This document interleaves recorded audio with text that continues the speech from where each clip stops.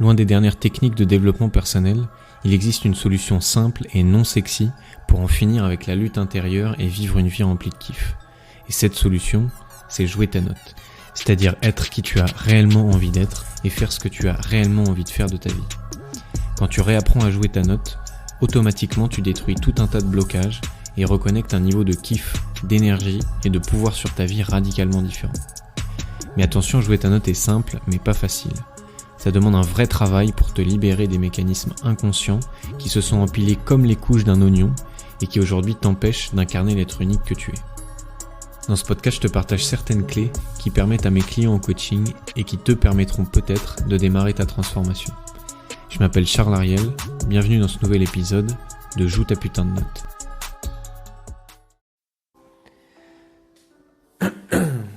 J'étais en train d'écrire sur mon cahier d'inspiration. Mon cahier d'inspiration, c'est...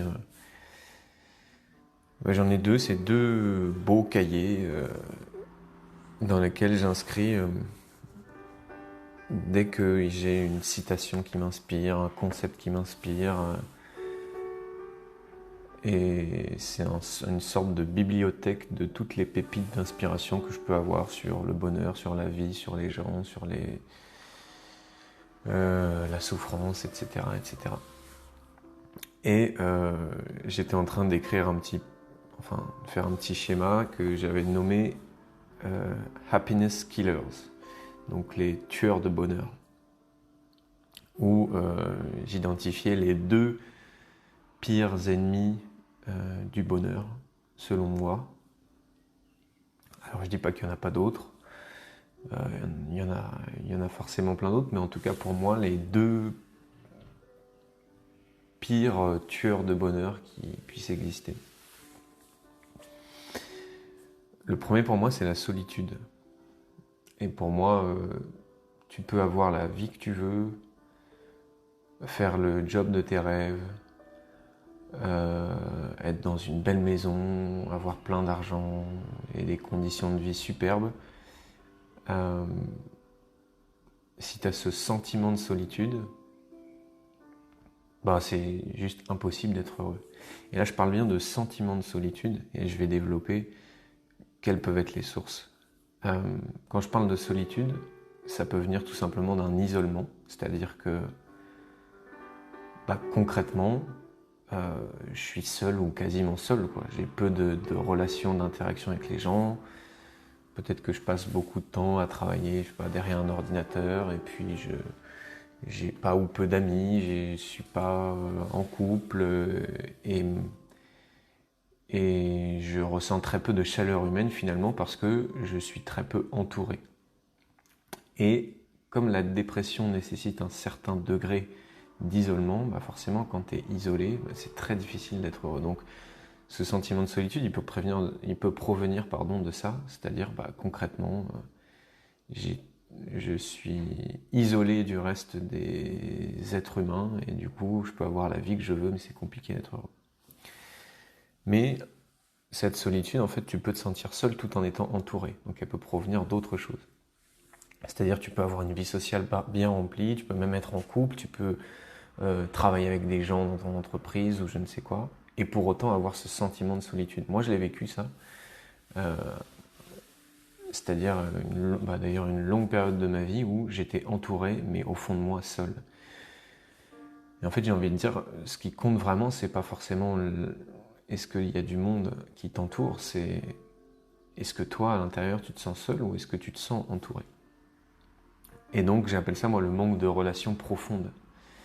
C'est-à-dire que tu peux avoir 80 relations amicales, familiales, couple, etc. et pour longtemps te sentir seul parce que c'est pas des relations profondes, c'est des relations superficielles. C'est des relations où tu restes en surface en fait, où toi tu montres un tout petit bout de toi et plutôt l'image de toi que tu as envie de donner, puis l'autre pareil, tu vas te donner un petit bout de lui ou d'elle et va te donner seulement l'image qu'elle a envie de renvoyer. Et il n'y a rien de mal à ça. Moi j'ai des relations superficielles aussi et c'est plutôt cool et toutes nos relations ne sont pas obligées d'être profondes. Le problème c'est que quand tu n'as que ça, en fait tu ne vas pas la ressentir la chaleur humaine, tu ne vas pas te sentir nourri. parce que tu vas communiquer de surface à surface, tu vas communiquer de superficiel à superficiel et ta vulnérabilité ne va jamais être en jeu. Et je pense que si tu regardes maintenant un peu les relations qui ont été les plus nourrissantes pour toi,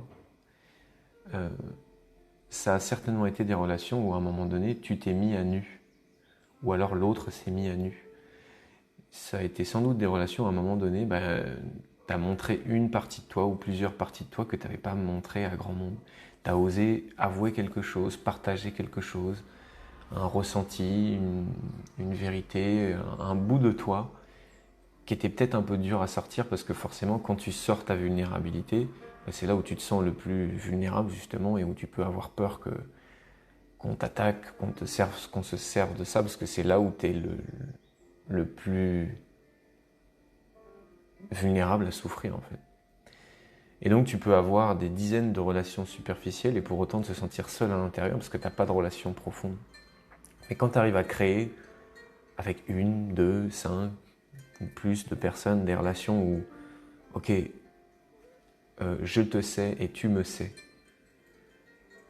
c'est-à-dire je sais qui tu es au-delà des masques qu'on peut tous porter. Je connais la version de toi qui est derrière ce masque-là et tu connais la version de moi qui est derrière ce masque-là. On n'est pas juste en train d'échanger de masque à masque, on est en train d'échanger de vulnérabilité à vulnérabilité. Et ces relations-là, c'est ces relations qui sont les plus nourrissantes et qui vont te faire sentir pas seul. Et tu peux avoir seulement 2 relations dans ta vie, si c'est des relations profondes. En fait, tu vas pouvoir te sentir nourri et la solitude va peut-être même pas faire partie de ta vie. Donc pour moi, voilà les 2 causes de la solitude qui peuvent être un isolement concret et un manque de relations profondes. Et donc, on pourrait parler d'une vulnérabilité enfouie, c'est-à-dire que tu es sans cesse sous des couches de carapace et en fait, personne ne te voit, personne ne voit qui tu es au fond, personne ne voit tes failles, personne ne voit tes doutes, personne ne voit ta tristesse, personne ne voit les moments où tu n'es pas bien et tu vas toujours être en train d'essayer de projeter, de montrer l'image que tu as envie de projeter. Mais forcément, quand les gens sont en relation seulement avec ton image, ils ne peuvent pas aimer ce qu'il y a derrière l'image. Donc ça, c'est pour moi le premier happiness killer, c'est la solitude. Attention, je te fais une petite précision, c'est que la solitude, c'est pas mal. Avoir une certaine solitude choisie, c'est même important. Ça permet de... C'est juste même essentiel, quoi, de pas être... d'avoir des moments de solitude quand elle est choisie et quand c'est pas juste le quotidien et 100% du temps où je suis seul et où mon cœur devient sec parce que j'ai pas de chaleur humaine. Le deuxième happiness killer pour moi, c'est l'ennui. Peut-être que là, en écoutant ce podcast, ça te paraît un peu bateau, oui, d'accord, bon, l'ennui, la solitude, mais pour moi, on va toucher vraiment évidemment des choses simples, puisque je te parle de seulement 2 concepts qui sont en plus pas des concepts très compliqués, la solitude et l'ennui, mais c'est vraiment pour moi les 2 choses qui vont faire que si ça va être les ennemis de ton bonheur, quoi. Bref, je vais rentrer dans le vif du sujet parce que je m'embourbe. Pour moi, l'ennui, il peut venir de plusieurs choses. La première cause, ça peut être essayer de vivre la vie de quelqu'un d'autre.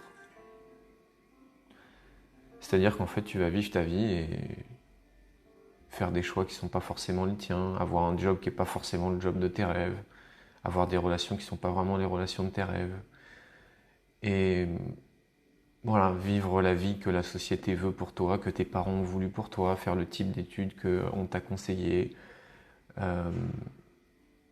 devenir la personne que tu n'as pas vraiment envie de devenir et que tu n'es pas vraiment au fond, mais dans lequel tu vas essayer de te conformer à quelque chose. Et pour moi, ça ne peut que créer de l'ennui dans ta vie. Tu sais, ce sentiment de lassitude, ce sentiment de... C'est ça en fait, c'est ce sentiment d'être physiquement en vie, mais en fait mort de l'intérieur.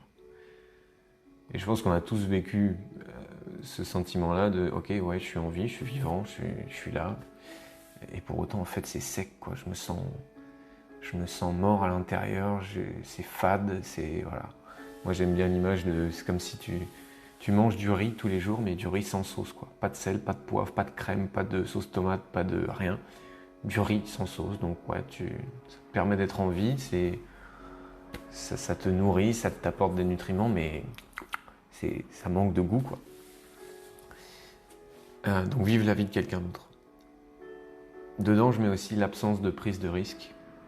C'est-à-dire vivre une vie où en fait tu es addict au confort et allergique à l'inconfort. Une vie où en fait tu fais que des choix sécurisants. Tu fais que des choix où tu es sûr que ça fera pas de vagues. Tu fais que des choix où, voilà, il n'y a pas d'autre manière de le dire, tu prends pas de risque. Et pour moi, c'est aussi un des meilleurs moyens de s'ennuyer, c'est de prendre une vie où tu prends pas de risque. Tu prends ce job parce que c'est sécurisant, parce que ça assure ta sécurité financière et que on va pas trop t'en demander. Tu choisis cette relation parce que l'autre, elle est plutôt cool, sympa, mignonne, et puis, mais bon, elle va pas te challenger, te faire sortir de ta zone de confort, et tu vas faire des choix en fonction de qu'est-ce qui est le plus sécure, qu'est-ce qui va me faire sentir le moins d'inconfort. Le problème, c'est que si tu regardes un peu les moments de ta vie qui ont été peut-être les plus heureux ou les meilleurs souvenirs de ta vie, c'était des moments où à un moment donné, tu ne contrôlais pas, tu ne savais pas ce qu'allait se passer, c'était inhabituel, c'était de l'inconnu. C'était peut-être ces vacances dans un endroit différent que tu ne connaissais pas, où tu n'avais pas justement tes habitudes, où tu as fait des rencontres de gens que tu ne connaissais pas, où tu as testé des activités que tu ne connaissais pas et tu n'étais pas dans du connu, tu étais dans l'inconnu.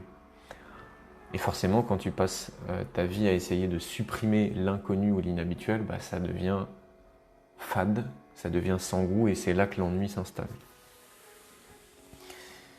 Et donc pour moi, voilà, on est dans l'addiction au confort. Donc je ne veux que du confortable et le but de ma vie, ça va être le confort. Donc le confort matériel, je vais me construire un chez moi qui va être vraiment confortable, avec un canapé confortable, avec un lave-vaisselle qui va me donner le confort de faire la vaisselle à ma place, qui va avec et il n'y a rien de mal contre ça. Je suis pas en train de dire que c'est pas bien d'acheter des choses qui vont améliorer ton confort. Je dis que quand ça devient le but de ta vie de supprimer les vagues, tu peux être sûr que tu vas vite te faire chier. Et ça a été une énorme prise de conscience pour moi il y a 2 jours. Alors évidemment que j'étais déjà conscient de ça, que je l'avais déjà entendu, que j'étais conscient du fait que quand t'as pas un peu de piment dans ta vie, quand t'as pas d'inconnu, cette fameuse phrase qu'on nous rabâche de sortir de ta zone de confort, ouais, évidemment, puis c'est quelque chose que je fais dans mon business, dans ma vie, etc. Mais il y a 2 jours, j'ai vraiment intégré ce truc-là en mode, mais Charles, les moments dans ta vie où tu te sens pas vivant, c'est qu'en fait, c'est les moments où t'es que dans de l'habituel, t'es que dans du routinier. Et pour moi, l'ennui peut aussi et surtout venir de la routine, de faire toujours les mêmes choses, de voir toujours les mêmes gens, d'aller toujours dans les mêmes restaurants, d'écouter toujours les mêmes musiques, de manger toujours les mêmes plats, de lire toujours le même genre de livres. Au bout d'un moment, ça te tue. Au bout d'un moment, t'es en vie sans te sentir vivant. Et quand tu as supprimé tout l'inconfort de ta vie, ou on pourrait dire tout l'inhabituel de ta vie, où tu sais en fait tout ce qui va se passer, parce que tu vas te lever à la même heure, tu sais que tu vas voir les mêmes gens à ton travail, tu sais que tu vas faire les mêmes tâches pendant ton travail, tu sais que le mardi soir tu vas aller à la même salle de sport, et puis que le vendredi soir tu vas sortir avec les mêmes amis dans le même restaurant, et puis que le week-end tu vas regarder les mêmes séries Netflix, etc. etc. En fait, quand tu as supprimé l'inhabituel et que tout est sous contrôle, alors c'est cool, hein, tu es sécurisé, mais tu es tellement sécurisé que mais qu'est-ce que tu te fais chier? Mais comment tu veux te sentir vivant quand en fait ce qui te rend vivant, c'est de vivre des situations que tu ne contrôles pas, c'est de vivre des situations dont tu n'as pas l'habitude, c'est de sortir de cette routine. Et oui, c'est cool d'avoir des habitudes, oui, c'est cool d'avoir des routines, oui, c'est cool d'avoir une certaine sécurité, tout ça n'est pas à supprimer. Et l'idée n'est pas dans ce podcast de comprendre ce truc extrême de non, mais il faut toujours sortir de sa zone de confort et toujours faire des trucs inhabituels. Non, non. Juste comprendre que, ok, c'est important de se sentir en confort, c'est important d'avoir des habitudes, c'est important de répéter des choses, voilà. Et c'est aussi important de vivre de l'inhabituel. Moi, je sais que les meilleurs souvenirs dans ma vie, c'est les moments où... Et j'ai fait cet exercice-là en coaching de groupe il n'y a pas longtemps. J'ai proposé aux participants du programme La Métamorphose, je leur ai dit, vous écrivez les 5 des meilleurs souvenirs de votre vie, quoi. Donc ça pouvait être une semaine de vacances quand vous aviez 15 ans, ça peut être un week-end d'anniversaire il y a 2 mois, ça peut être peu importe, mais les périodes ou mini-périodes de votre vie où c'était le plus kiffant pour vous. Et en fait, j'ai fait aussi l'exercice. D'habitude, je fais pas les exercices que je leur propose pour essayer de chapeauter, mais là, je me suis dit, ok, on y va, je vais le faire. Et j'ai vu que pas un de mes 5 périodes kiffantes était dans du connu. À chaque fois, et je dis bien à chaque fois, j'étais dans un endroit différent. J'ai rencontré des gens que je connaissais pas, j'ai fait des choses que je n'avais jamais faites. Et forcément, un des ingrédients, c'était l'inhabituel, c'était l'inconnu, c'était le nouveau, la nouveauté. Et donc, quand tu es dans cette philosophie du plus rien ne m'étonne, encore une fois, la vie n'a plus de goût. Voilà pour ce deuxième happiness killer, l'ennui, qui peut, venir de plusieurs sources différentes. Donc pour clôturer ce podcast, voilà. Évidemment qu'il y a d'autres ennemis, mais pour moi, cette solitude ressentie et ou cet ennui, c'est vraiment 2 choses qui vont pouvoir, peu importe les conditions extérieures de ta vie, t'empêcher d'être heureux ou d'être heureuse.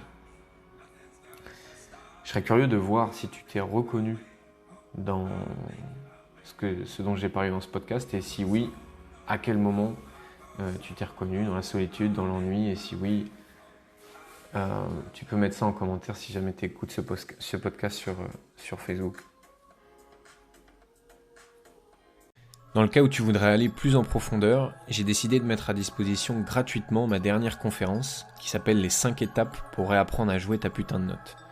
Tout simplement, c'est la conférence la plus complète que j'ai faite jusqu'ici et qui va te donner les 5 étapes concrètes par lesquelles passer si jamais tu veux te transformer en profondeur et vivre une vie remplie de kiff, et ça de manière durable. Donc tout simple, si tu veux obtenir la conférence, tu cliques sur le lien que tu vas trouver dans la description de cet épisode.